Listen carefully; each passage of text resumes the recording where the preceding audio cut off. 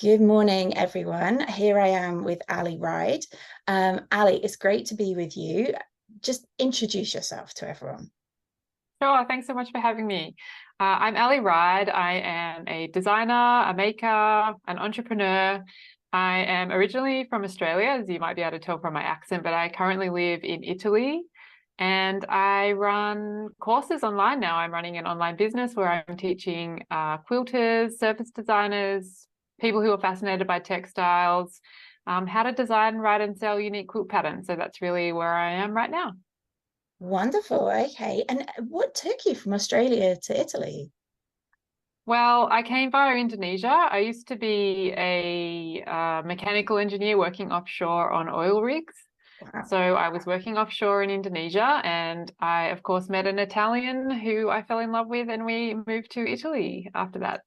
Oh, perfect. And how long have you been quilting?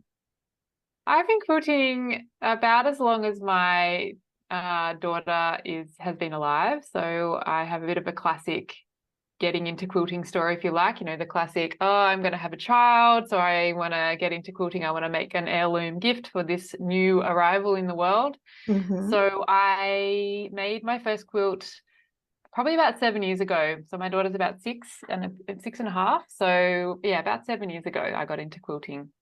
And was But it was something that I guess has always been kind of in my family. My mum got into quilting in a big way in the 90s.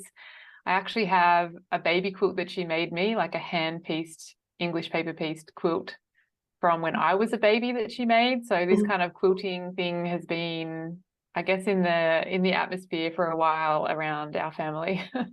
I do wonder like how many generations back this goes because we've got plenty of quilts from back in history hundreds of years ago, and Mm. like it has motherhood always been a motivator to start being, because it's such a common story that you hear now that that's what motivates people.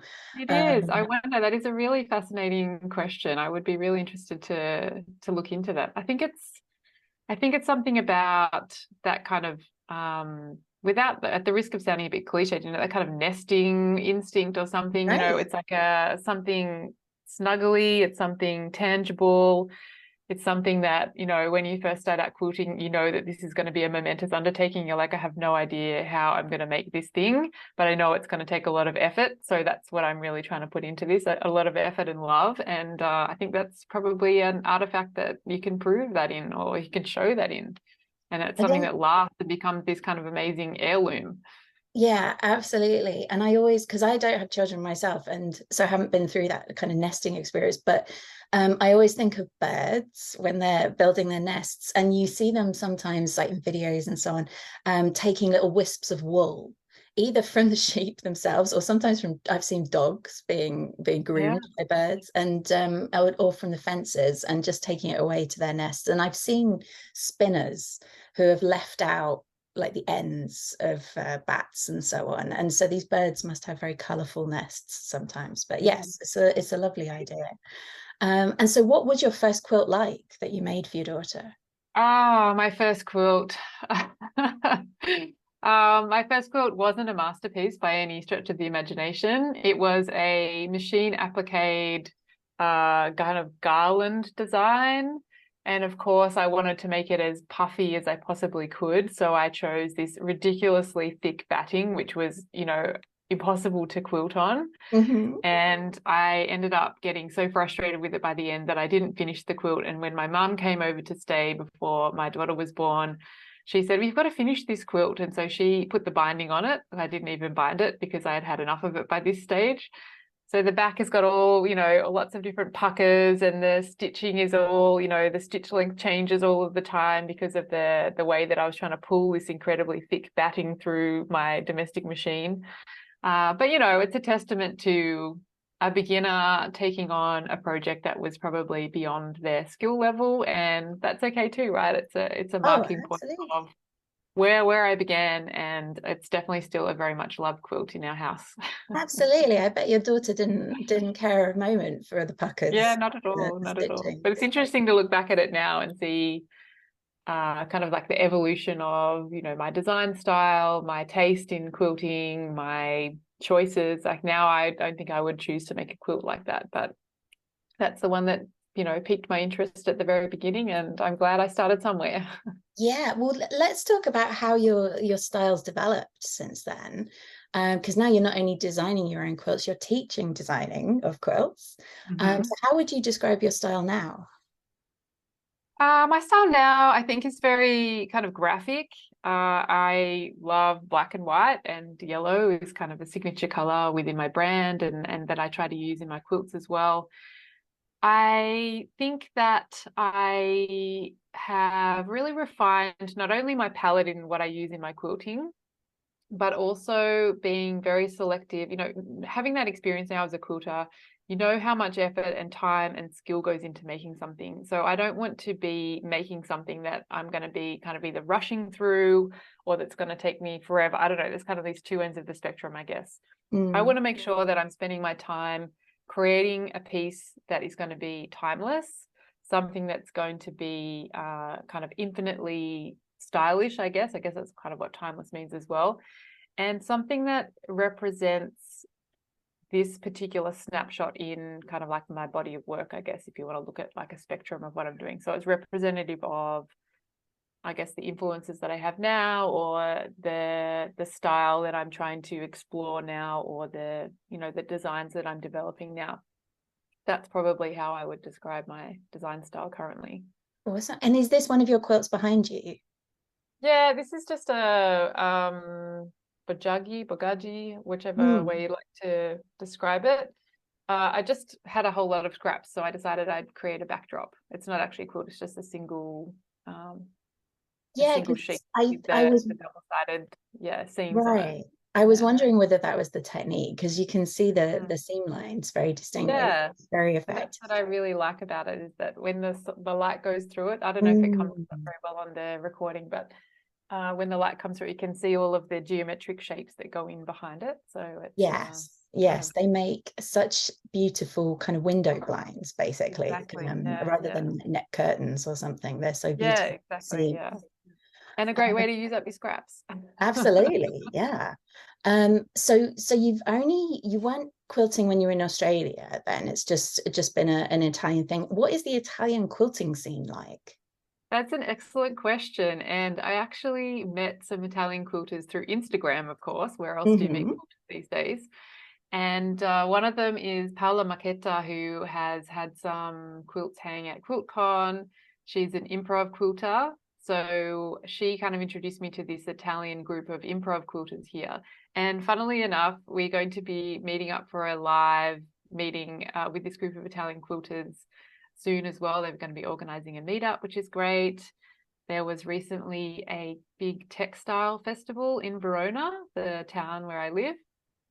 And plenty of these quilters came from different parts of Italy to come to this festival here. So we managed to all meet up for the first time in real life, which was really amazing. So I am aware of this kind of small underground group of improv quilters, and that's really as far as I've gotten into the Italian quilting scene.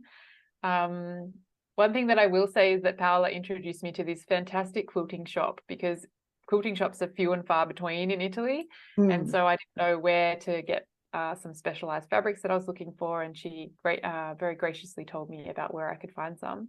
And I'm telling you about this because the name of this shop is just absolutely fantastic. I'm not trying to plug them. There's no kind of like kickback or anything here. But the name of this shop, it's in Trieste, which is about 3.5 hours from here. It's the port town on the northeastern coast of Italy. And the name of this shop is Patchwork Victim. And I just think that is the most fantastic name for a you know, quilting fabric store ever, because I think we're all at heart pretty much patchwork victims once we get into this. It's hard to believe, because I'm close to San Francisco. It's hard to believe that there's not a shop in San Francisco called Patchwork Victim, because it just sounds so on brand for San Francisco. But what an excellent name. Yes. Yeah, Okay. it's so cool. I love it. It's great. Um, And the ladies there are fantastic too, of course. But yeah. oh, that's awesome. I'll put a link to it in the interview notes. And so you mentioned one improv quilter. Are there other people that influence you in your work? Yeah, so I have taken a couple of classes with various people online. Irene Roderick was one of the most memorable. I did a course as well with Lisa Call, who's actually an American artist who now lives in New Zealand. She does a lot of textile art as well. I really enjoy the work of Season Evans. I think on Instagram she's SD Evans. She does very minimal but very thought out, very considered pieces that I really enjoy. But I think I take inspiration really from a lot of different sources, not necessarily just quilting. And I think that's important. If you're getting into quilt design, it's definitely an important thing to think, okay, if I want to design a quilt that doesn't look like everybody else's quilt, probably I should stop looking at all of the same influences as everybody else. So being open to other kinds of inspiration sources, I think is really critical if you're going to get into quilt design. That's a really good point. Yeah. And I am guilty of constantly snapping photos of, well, graffiti is one thing that I really find fascinating, but and street art, but just like where posters have torn away from a wall and left this really interesting texture. And one day I'm going to have to do something with all of these photos. But I think you're right. Inspiration can come from anywhere. And we've kind of mentioned your workshop a few times. Tell us a little bit about what that's going to be. Sure. So it's about coming up with unique design ideas for quilt designs, whether that's just a quilt that you want to make yourself or whether it's a spark to start your own quilt pattern. The idea behind the workshop is really to share some of my design process, which is about finding that inspiration. What do you do with that inspiration next? How can you transform that inspiration that you do find or those ideas that you have into a design that you can then develop? And then what are those steps to develop that design a little bit further? Because I think often we either have an idea or we take a photo and we're quite literal or quite direct about what we do with that source. And we just try and reproduce that, or we're just trying to replicate something else that we've seen. And oftentimes there can be some feelings of, oh, well, am I copying someone's work? Am I not?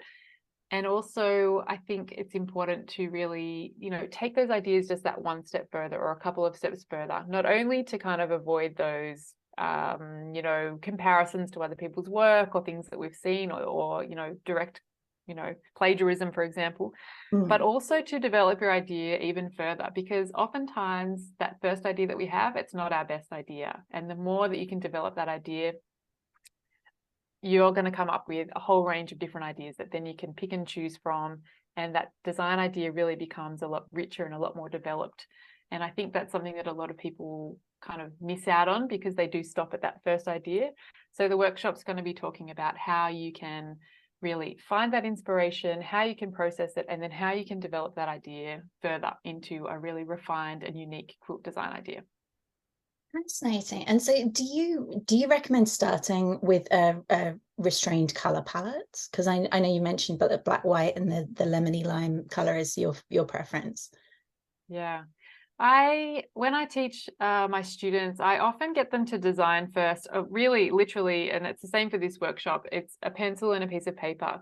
So you're really designing from the beginning, almost in monochrome, in black and white. So you're really focusing more on value, you're looking at shape and form, looking at the composition as a whole before you start to introduce color. So color is one of those things that often I introduce later. It's not necessarily something that I introduce straight at the beginning. But designing with a refined color palette can really help you to create a really cohesive body of work. So when people look at your work, they think, wow, this is like, they can see this kind of consistency of your design hand through it. It's a really obvious way to kind of telegraph your style and to telegraph your design voice. And it can be really powerful like that. But oftentimes I start without any color before I add it in later. Right, okay, fascinating. How did this become a business? I was influenced by a woman who I took a course with online, and I thought, this is pretty amazing, this world where she's blending, her expertise and her knowledge as a designer, and she's able to share that with many, many people. I have also been, because I'm a native English speaker and I live in Italy, I also have some teaching background as well. So teaching English as a second language. So of course, then being able to teach was kind of like a combination of all of these different kind of passions, and, being able to share design and design processes with other people. I find that really fascinating because everyone works in slightly different ways. and being able to make connections with people from all over the world just from your desk. I think that's totally mind-blowing to me, that you can create an entire business yourself online, sitting at your desk, and you can connect to the world. We have this amazing technology that allows us to reach people all over the place.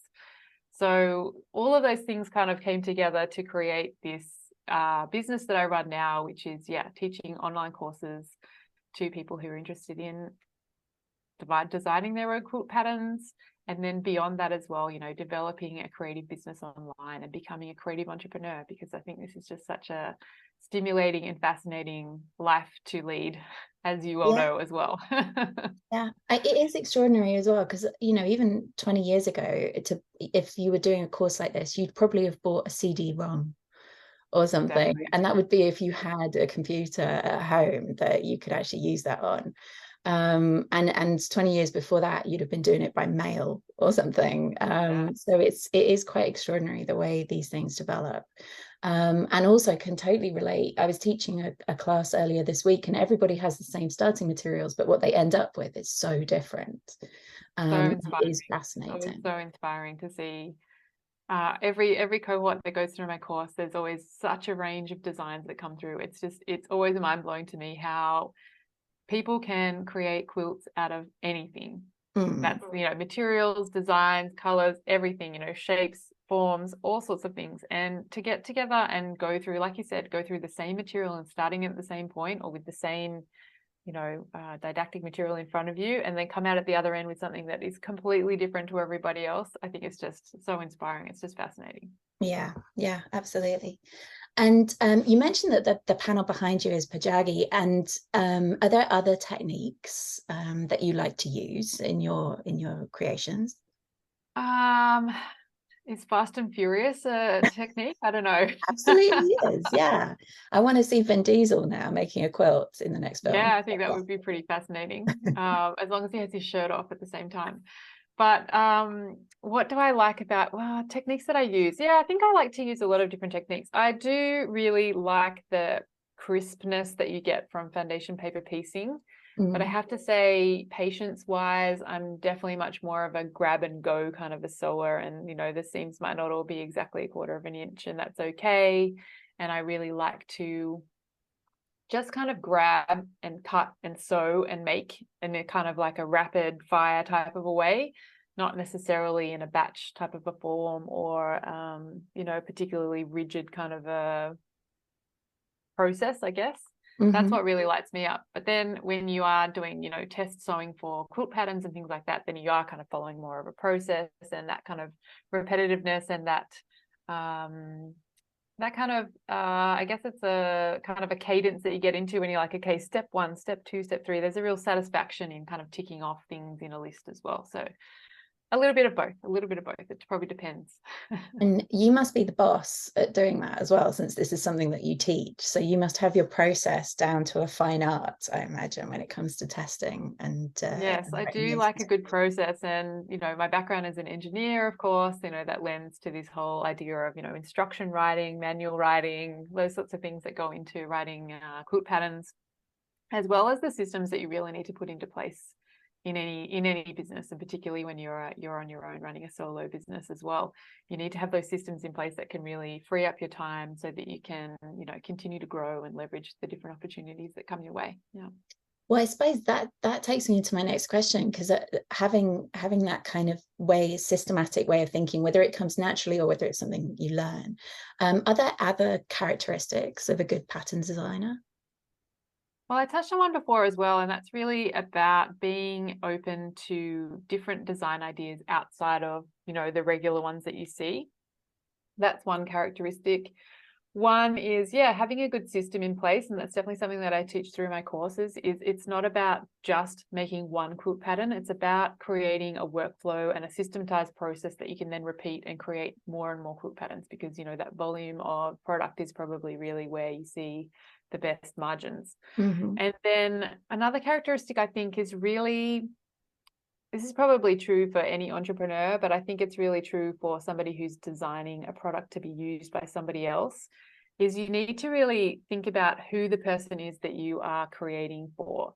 So it doesn't matter who you are in whichever field you are, you need to think about who that person is you're creating for, and particularly with quilt pattern designs, because you need to have that end person in mind. Who's that end user? What kind of level of quilter are they? Are they a beginner quilter? Are they a more advanced quilter? What techniques have they tried? What kinds of skills do they have when it comes to sewing? What's going to kind of keep them coming back to you for more quilt patterns? What's going to keep them engaged in the quilt pattern that they're currently doing with you? What's going to stop them from making your quilt pattern into a whip in their work in progress pile versus finishing it off? Like, how can you support this person in producing this creation that you're trying to get them to create with your quilt pattern?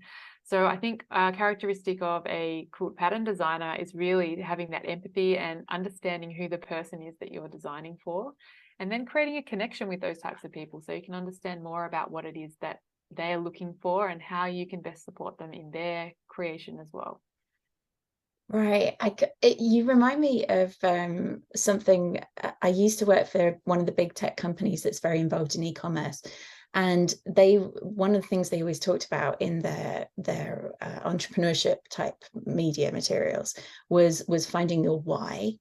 Like what are you trying to do? What problems are you trying to solve, and so on. And I was always surprised to find that making money is not the good enough motivation in most cases. Like you need to actually have a specific type of person in mind, and you're solving problems for them, you're helping them in some way. And so that very much speaks to that. That's pretty awesome. So how do your courses actually run? Can people join at any time, or are there kind of registration deadlines? I normally open up registration a couple of times a year. So I'll be opening up registration in January, and I work through with a cohort. So it's an 8-week program, and I offer live support throughout the program. So that's why I kind of keep it in a cohort, so that you're going through with people at the same time. And that also means that you can really bond with people from all over the world. I've had students from Germany, Australia, the UK, all over the United States, in Canada, from all over. So it's incredible when we can all get together on our weekly calls and we're all talking about the same things. We're all talking about our love for design, for textiles, passion for quilting, passion for quilt math and calculations that everybody develops, all of the ins and outs of Adobe Illustrator and InDesign, and of course those next steps in how to move on to selling your quilt pattern as well, growing a creative business. And those connections, that's really what I live for, meeting these people from all around the world, but also seeing them continue those connections beyond the course as well. So I've had cohorts, there's still people in the community who have been around since my very first cohort, who have then since made connections with other people. And so really growing that community, that's something that I find really important, which is why I like to create those kind of cohorts and have people come through in groups so that they can develop that kind of community around the program. Yeah, no, that makes sense. And of course, we're filming this in November, but it'll be going live on the 1st of January. And so there'll hopefully still be time for people to sign up if they are interested, or I'm sure there'll be another cohort 8 weeks later, I guess, starting up again. Yeah. So are there things that you're planning to work on in 2024? 2024, yes, as you mentioned, it is November. So I've already been thinking a lot about what next year is going to look like. Of course, I'm going to be running my program Quilt Design Code, and I'm also going to be releasing something very special towards the middle of the year. I'm going to be running a retreat in Italy, a creative-based retreat in Italy. Ooh. And that is really tying into, again, it's like these other connections that come in. We're talking before about things kind of come circular. So my mom being a quilter in the 90s, and then me becoming a quilter, all those kind of things. Well, my mom also runs art history-based tours to Italy. So I also have this amazing connection with travel and travel organization, and that's something that I'm bringing into my business as well.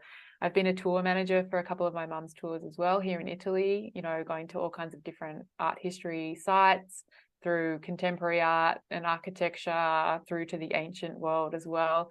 And that's something that I think I'd really like to share with a very small group of creatives and creative entrepreneurs. I'd like to get together in person in a beautiful place in Italy, share some of this amazing art history and culture, and also have time and space to just reflect on your creative practice, make some art, make some work, and be in the beautiful surroundings and be inspired by a new place and get that injection of inspiration from somewhere else. Wow, that sounds amazing. I've been to Venice a couple of times and to Milan, and possibly I can't think of a couple of other places, but Italy is just a very beautiful country, you know, with the landscapes, but also the architecture, and of course an amazing artistic history as well. So that sounds like an incredible opportunity. Wow, yes, I'm now thinking must check back about that later when the details are announced. Was your mum running the Italian art side of things before you moved there? Yes, so she has a long connection with Italy. She's been an Italian professor of Italian language, and she's had a long cultural connection with Italy as well. So I guess in our family, we've always had this Italian connection somehow. So it's probably not really surprising that I ended up here too. Oh, but how lovely that it all kind of dovetails together, Yeah, and exactly. Yeah. you can learn from each other as well in that way. Exactly. Again, it's kind of like these circular loops, right? I'm thinking a lot at the moment Mhm. about narrative and how story really plays into the creative processes that I have now, and the fact that the things that I'm making now are a reflection of influences that I've had probably throughout my life that kind of come through in these kind of cycles. And so, yeah, like making all of those connections, this Italian connection, you know, the quilting connection, the design connection, all of these things are coming back around again. So that's really fascinating to think about those loops as well. Amazing. Well, Ali, it's been such a lovely time talking to you. Thank you so much. And of course, all your links to your website and your social media and your teaching and everything are on your teacher page, which I'll link to in the interview notes. But thank you so much. Thanks, fantastic. Thanks so much for talking with me. It's been really, really enlightening. Thank you.